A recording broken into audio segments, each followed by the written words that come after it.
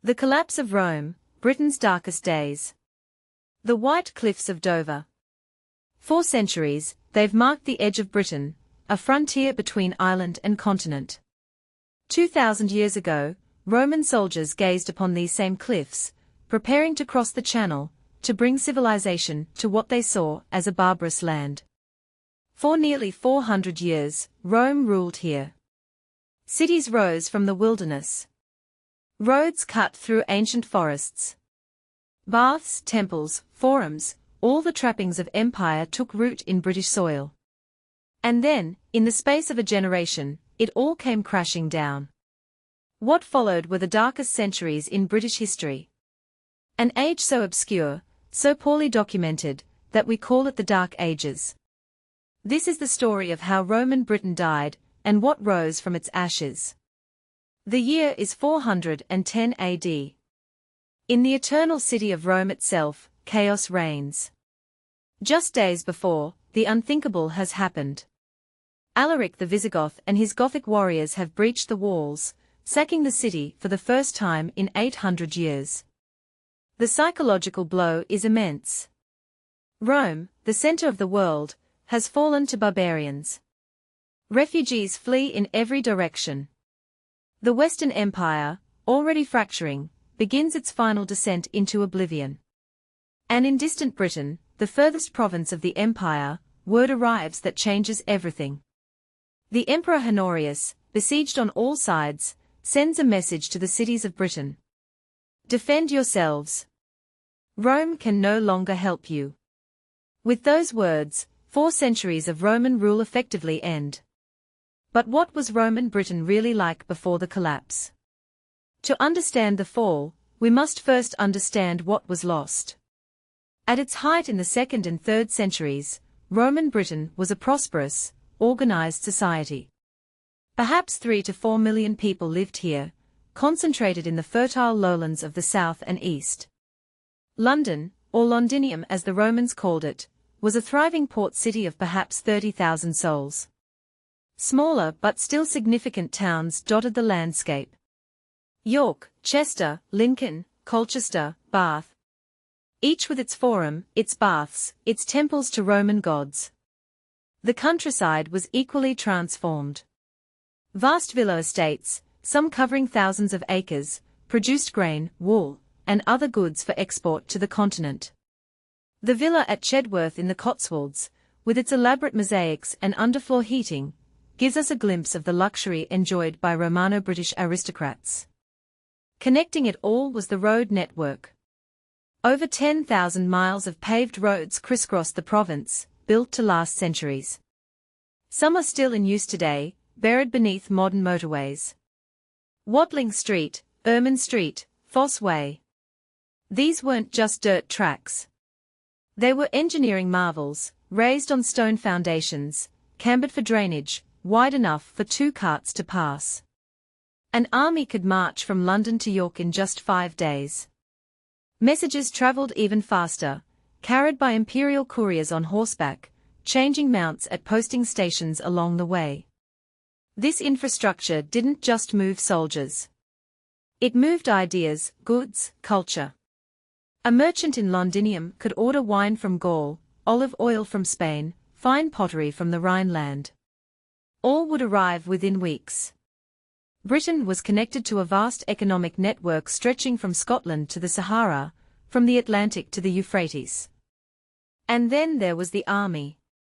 At its peak, perhaps 50,000 soldiers garrisoned Britain. 3 full legions, plus auxiliary units drawn from across the empire. Germans, Spaniards, Africans, Syrians.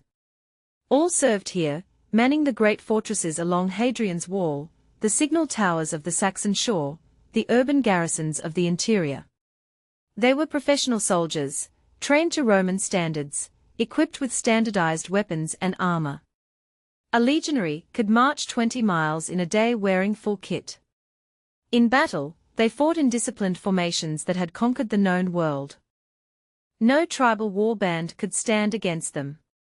For 3 centuries, this military machine kept Britain secure. Raids by Picts from the north, Scots from Ireland, Saxons from across the North Sea, all were repelled. The Pax Romana, the Roman peace, held firm. But by the year 400, cracks were appearing. The army was smaller now, perhaps half its former strength.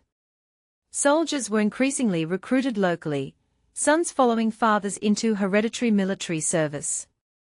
They were no longer paid in coin, but in kind, in land and goods. The professional army was becoming a militia. The towns too were changing. Many had shrunk within their walls, populations declining, buildings abandoned. The great public baths at Wroxeter were closed sometime in the 4th century, too expensive to maintain. At Silchester, entire neighborhoods were given over to gardens. The urban elite, the curiales who had governed the towns and paid for public works, were in decline. Some fled to their country estates. Others simply couldn't afford the burden of public office anymore. The tax system that had funded everything, the roads, the army, the administration, was breaking down. As the empire demanded more and more gold to pay for wars on other frontiers, Britain was bled dry.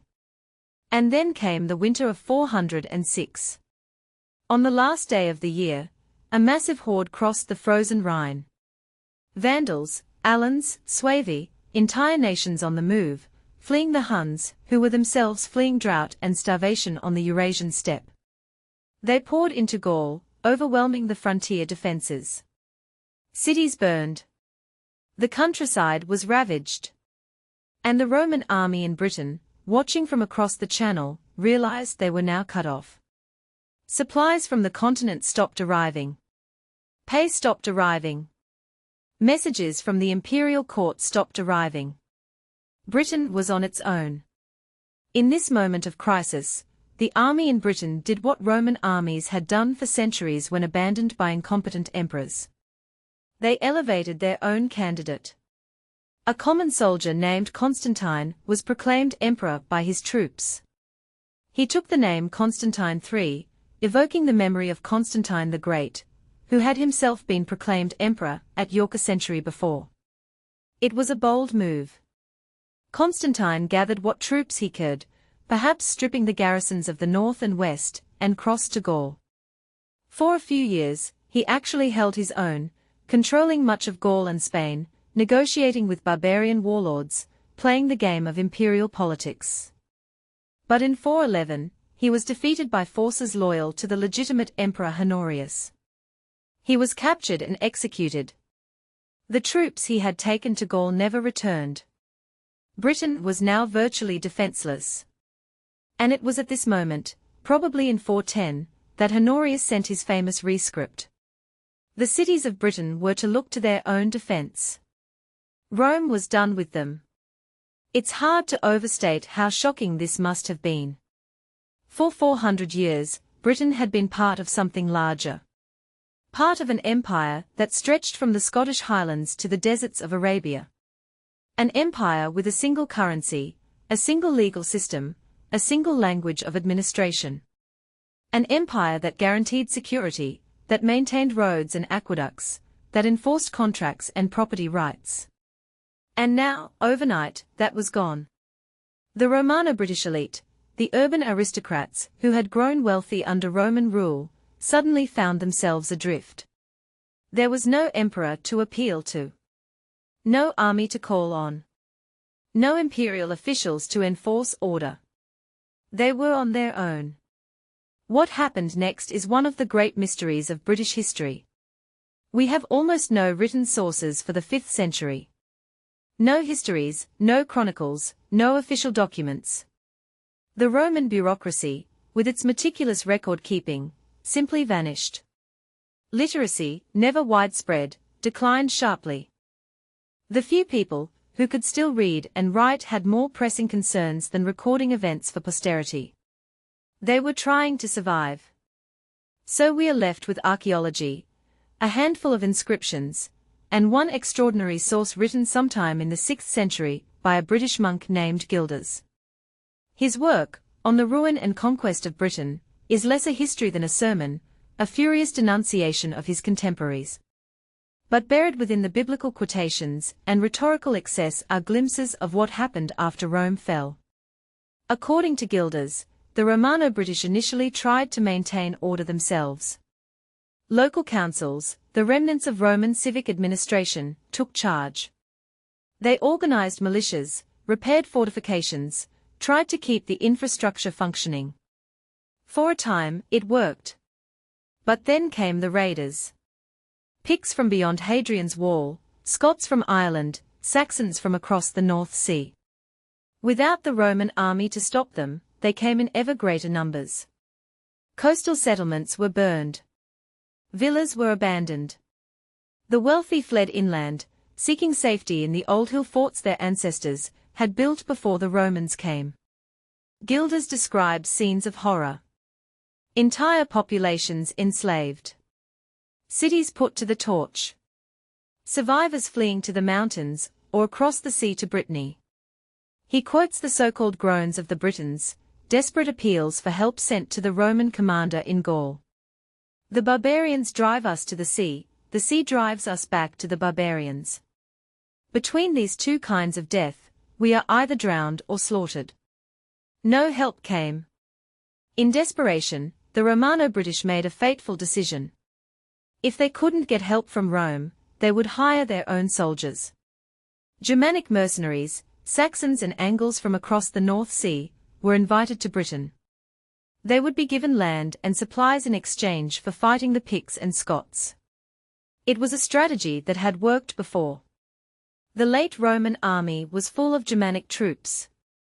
Entire tribes had been settled within the empire as foederati, federated allies, defending Roman territory in exchange for land and subsidies. There was no reason to think it wouldn't work again. And for a time, it did.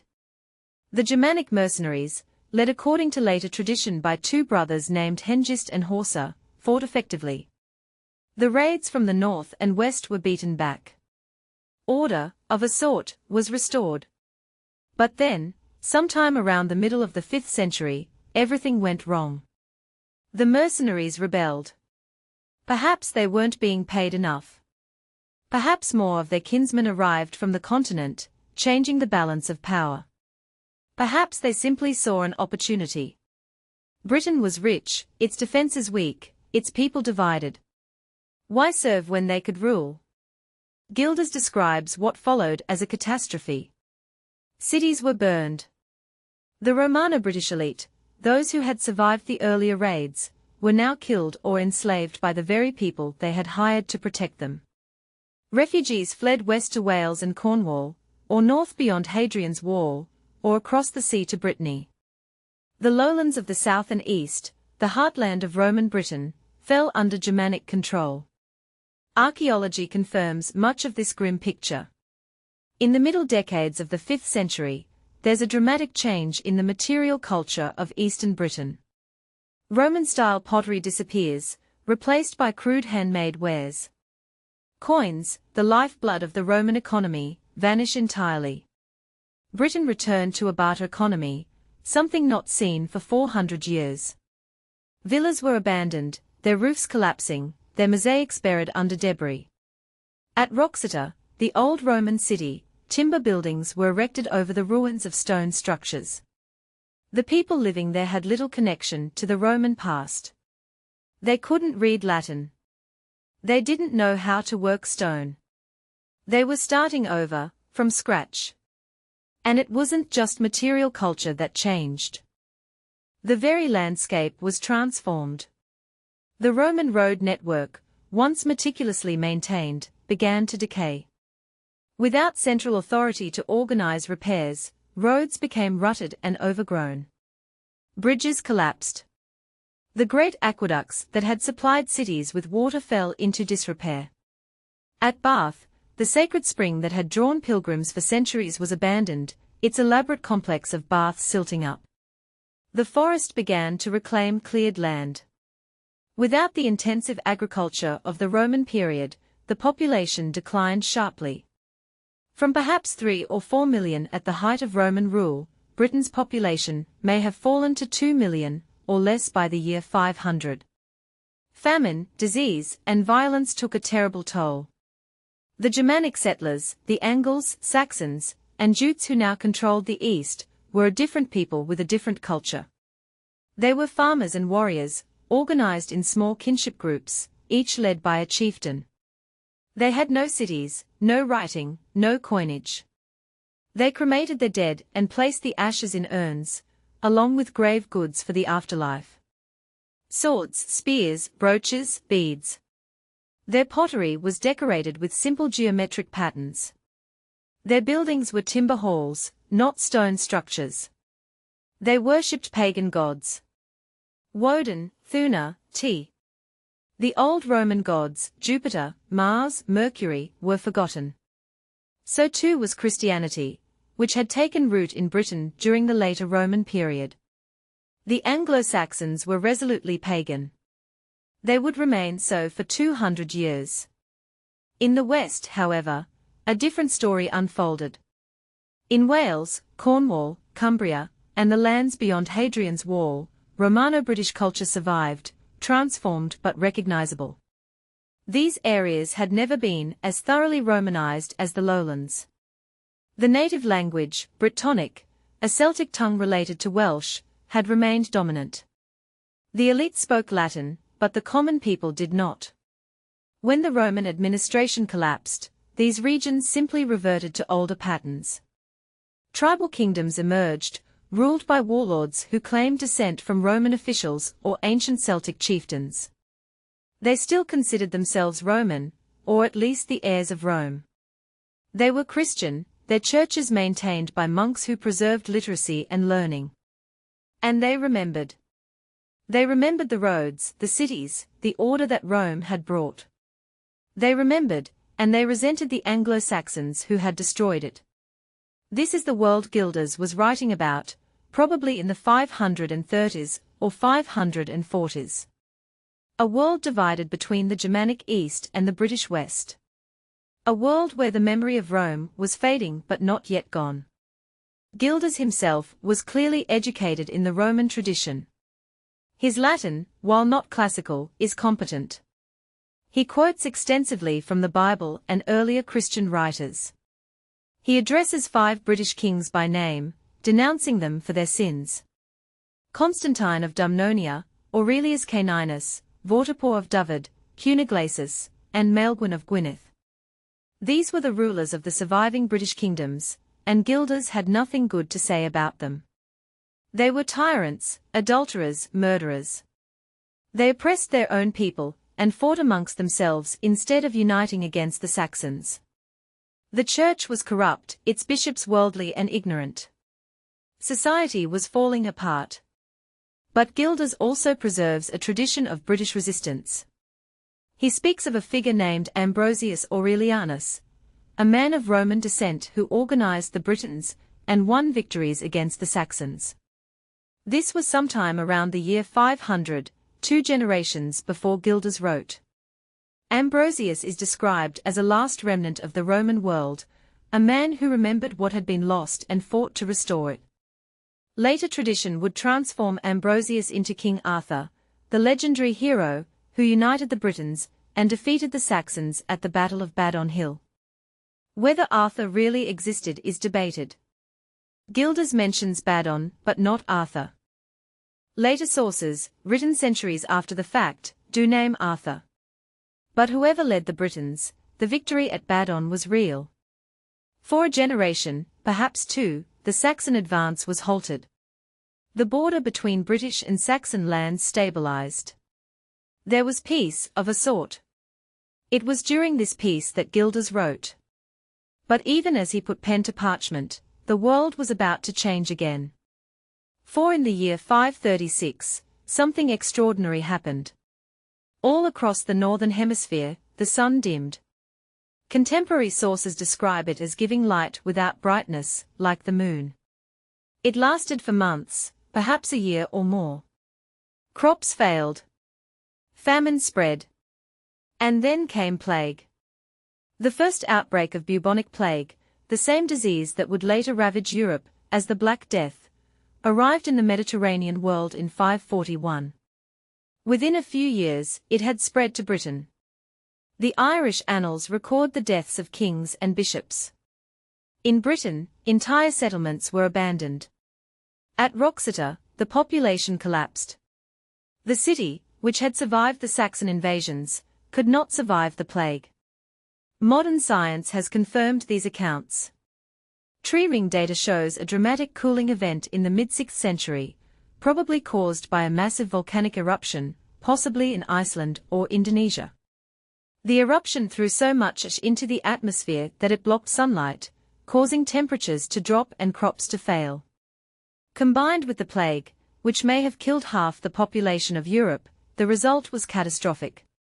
This was the real Dark Ages, a time of environmental disaster and mass death. And it was in this context that the final conquest of Britain took place. By the year 600, the balance of power had shifted decisively in favor of the Anglo-Saxons. The British kingdoms, weakened by plague and famine, were divided and unable to mount effective resistance. The Saxons, meanwhile, were consolidating. Small war bands had become kingdoms. Wessex in the south, Mercia in the Midlands, Northumbria in the north. These were no longer just groups of raiders. They were organized states with kings, laws, and armies. They minted coins, the first in Britain since the Roman withdrawal. They built fortified settlements, burhs, that would eventually become towns. And they pushed west, into British territory. The conquest was brutal. In 577, according to the Anglo-Saxon Chronicle, the West Saxons defeated the Britons at the Battle of Deorham, near Bath. 3 British kings were killed. The cities of Bath, Cirencester, and Gloucester fell to the Saxons. The British kingdoms of the south were cut off from those of the north. In 613, the Northumbrians defeated the Welsh at the Battle of Chester. Hundreds of monks from the nearby monastery of Bangor were massacred. By 650, the lowlands of Britain, from the English Channel to the Scottish border, were firmly in Anglo-Saxon hands. The Britons were confined to the mountains of Wales, the moors of Cornwall, and the hills of Cumbria. They would never recover the lands they had lost. What had happened? How had Roman Britain, a prosperous, organized society of millions, been reduced to a scattering of impoverished kingdoms clinging to the western fringes? The answer is complex, but several factors stand out. First, the withdrawal of the Roman army left Britain defenseless. Without professional soldiers to man the walls and patrol the frontiers, raiders could strike with impunity.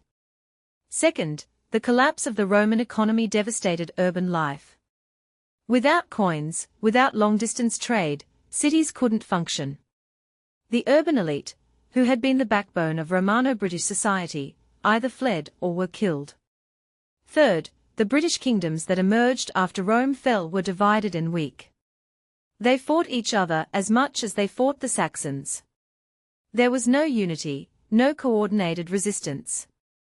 And finally, the environmental disasters of the 6th century, the dimming of the sun and the plague, delivered a blow from which the Britons never recovered. The Anglo-Saxons, by contrast, were on the rise. They were pagans, yes, but they were also adaptable. They learned from the people they conquered. They adopted Christianity in the 7th century, bringing with it literacy and learning. They built on Roman foundations, literally and figuratively. Many Anglo-Saxon towns were built on the sites of Roman cities. Many Anglo-Saxon roads followed Roman routes.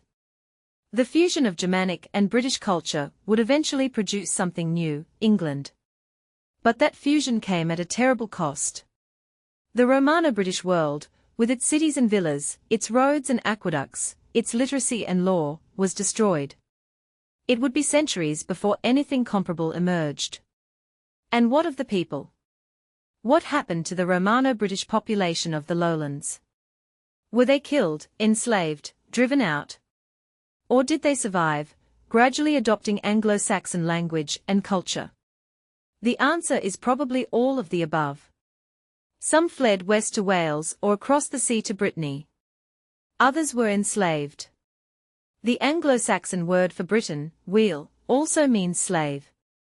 But many probably stayed, becoming subjects of their new Anglo-Saxon overlords. Over time, they forgot their British language and adopted English. They forgot their Roman past and became Anglo-Saxon. DNA studies suggest that the modern English population is a mix of Germanic and Celtic ancestry, with the Celtic component being substantial, especially in the west and north. The Britons didn't vanish. They were absorbed. But the memory of what had been lost lingered.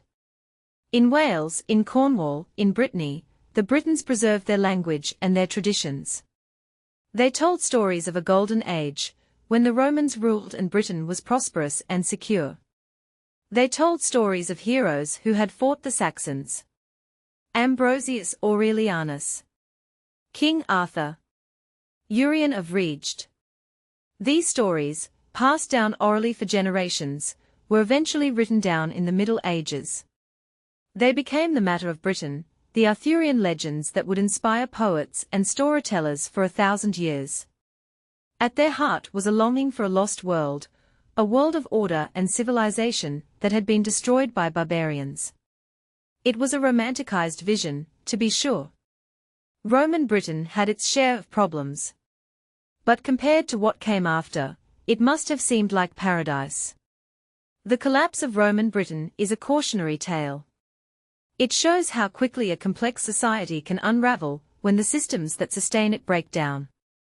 The Roman Empire provided security, economic integration, and political stability. When those things vanished, Britain descended into chaos. It took centuries to rebuild, and what emerged was fundamentally different from what had been lost. The Dark Ages were dark not because people were ignorant or barbaric, but because the infrastructure of civilization, the roads and cities, the literacy and law, had been destroyed. Rebuilding from scratch is hard. It takes time, resources, and above all, stability. Britain didn't have stability for 200 years after Rome fell. And so the darkness persisted. But there is another side to this story. The collapse of Rome also created opportunities. The Anglo-Saxons, free from imperial control, developed their own distinctive culture. Their poetry, their art, their laws, all bear the mark of a people forging their own identity.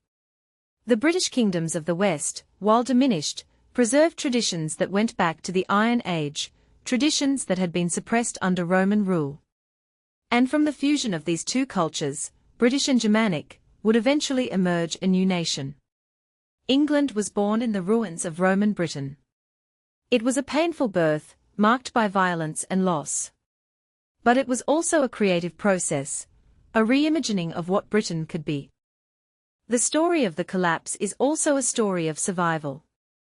Despite everything, despite the invasions and the plagues, despite the famines and the wars people endured, they adapted. They found ways to live in a world that had been turned upside down. The monks who preserved literacy, the warlords who defended their people, the farmers who kept planting crops even when the sun dimmed, all of them were heroes in their own way.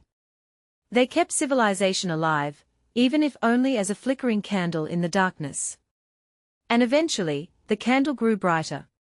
By the 8th century, Anglo-Saxon England was producing scholars like Bede, whose ecclesiastical history of the English people is one of the great works of medieval historiography. Monasteries like Lindisfarne and Jarrow were centers of learning, producing illuminated manuscripts that are treasures of world art. The darkness was lifting. But we should not forget what was lost. The Roman roads, once the arteries of an empire, fell into disrepair. Many were lost entirely, buried under fields or forests. The cities, once thriving centers of commerce and culture, were abandoned. London, which had been a major port under the Romans, was virtually deserted for 2 centuries. The villas, with their mosaics and baths, crumbled into ruins. The knowledge of how to build in stone, how to make concrete, how to construct aqueducts and amphitheaters, was forgotten. It would not be recovered until the Norman conquest, 600 years after Rome fell. And even then, Medieval builders could not match the engineering feats of their Roman predecessors. The Pantheon in Rome, with its massive concrete dome, was not equaled until the Renaissance, over 1,000 years later. The human cost was even greater. Millions died in the wars, famines, and plagues that followed the collapse. Entire communities were wiped out. Families were torn apart. The Romano-British elite, who had enjoyed wealth and power under Roman rule, were destroyed. Their descendants, if they survived, lived as peasants under Anglo-Saxon lords. The social mobility that had existed under Rome, the possibility of rising through the ranks of the army or the bureaucracy, vanished. Society became more rigid, more hierarchical. Your birth determined your fate. The idea of citizenship, of being part of a larger political community with rights and responsibilities, was lost. In its place was a world of personal loyalty, of lord and vassal, of warrior and king. It was a simpler world, in some ways. But it was also a harsher one. And yet, the memory of Rome never entirely faded. The Britons of Wales and Cornwall remembered. They passed down stories of Roman greatness, of cities and roads, of law and order. They remembered that they had once been part of something larger. And when, centuries later, the Normans came and built their castles and cathedrals, they too looked back to Rome for inspiration. The medieval world was haunted by the ghost of the Roman Empire. Every king wanted to be a new Constantine, a new Augustus. Every scholar wanted to read Virgil and Cicero. The Renaissance, the rebirth of classical learning, was at its heart an attempt to recover what had been lost when Rome fell. In that sense, the collapse of Roman Britain is not just a story about the past. It's a story about memory, about how we understand ourselves through the lens of history. Today, the ruins of Roman Britain still dot the landscape. Hadrian's Wall, stretching 73 miles across the north of England, is a World Heritage Site.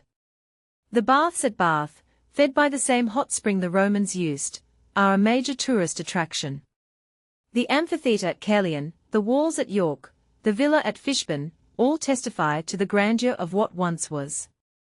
But they also testify to what was lost. These are ruins, fragments of a vanished world. The people who built them are long gone. Their language is dead. Their gods are forgotten. But their legacy remains. The roads they built still guide our motorways. The towns they founded are still inhabited. The Latin they spoke still echoes in our own language. Every time we use a word like street or wall or castle, we are speaking Latin, the language of Rome. The collapse of Roman Britain is a reminder that nothing lasts forever. Empires rise and fall. Civilizations flourish and decay. The Romans thought their empire would last 1,000 years. It lasted longer than that in the East, but in the West, it was gone in less than a century. The people of Roman Britain, enjoying their villas and their baths, their wine and their olive oil, could never have imagined that within a generation, it would all be gone. But it was.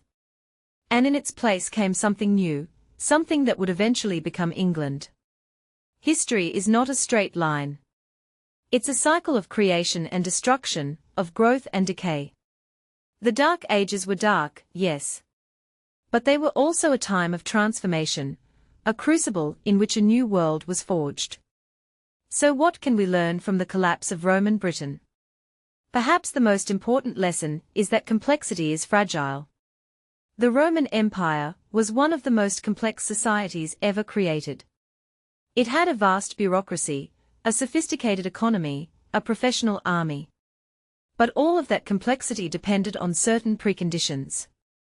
It required security, so that trade could flourish. It required a functioning currency, so that taxes could be collected and soldiers paid. It required literacy, so that laws could be written and records kept. When those preconditions disappeared, the whole system collapsed.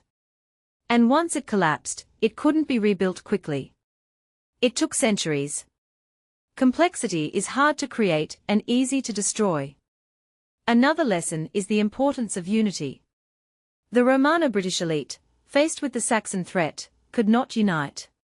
They fought amongst themselves, each petty king jealous of his own power. The result was that they were defeated piecemeal. Had they formed a united front, had they put aside their differences and worked together, they might have survived. But they didn't. And so they fell. It's a lesson that resonates today, in a world that faces its own challenges, from climate change to pandemics to the rise of authoritarian regimes. Unity is strength. Division is weakness. A third lesson is about resilience. Despite everything, despite the collapse of Roman civilization, despite the wars and plagues and famines, people survived. They adapted to new circumstances. They found new ways to live. The Anglo-Saxons built a new society on the ruins of the old. The Britons preserved their culture in the mountains of Wales. Life went on. It was harder, more brutal, less prosperous. But it went on. Human beings are remarkably resilient. We can endure hardships that seem unimaginable. And we can rebuild, even from the most complete devastation. Finally, the collapse of Roman Britain reminds us of the power of memory. The Britons never forgot that they had once been part of Rome. That memory shaped their identity for centuries. It inspired their resistance to the Saxons. It gave them hope that one day, they might recover what they had lost. And in a sense, they did. The legends of King Arthur, of Ambrosius Aurelianus, of the heroes of the Old North, kept alive the memory of a time when the Britons were great. Those legends inspired later generations, from the medieval Welsh princes, who fought the English to the modern Welsh, who still speak a language descended from ancient Brittonic. Memory matters. It connects us to our past and gives us a sense of who we are. The collapse of Roman Britain was a tragedy. But it was also the beginning of a new story. Out of the ruins of the Roman world came Anglo-Saxon England, a society that would eventually produce some of the greatest achievements of medieval civilization. The epic poem Beowulf, the Lindisfarne Gospels, the laws of Alfred the Great, all emerged from the culture of the Anglo-Saxons. And when the Normans arrived in 1066, bringing with them a new wave of continental influence, they built on Anglo-Saxon foundations. The fusion of Norman and Anglo-Saxon would produce England as we know it, a nation that would go on to shape the modern world. In that sense, the Dark Ages were not an ending but a beginning. They were the birth pangs of a new civilization. But we should not romanticize the process. The people who lived through the collapse of Roman Britain did not see it as a beginning. They saw it as an ending, a catastrophe. They watched their world fall apart. They saw their cities burn, their families enslaved, their way of life destroyed. For them, the Dark Ages were truly dark. It is only with the benefit of hindsight, looking back from a distance of 1500 years, that we can see the larger pattern, the cycle of death and rebirth that is the story of human civilization. But for those who lived through it, there was only suffering and loss. And perhaps that is the final lesson. History is made by people, real people with hopes and fears, joys and sorrows.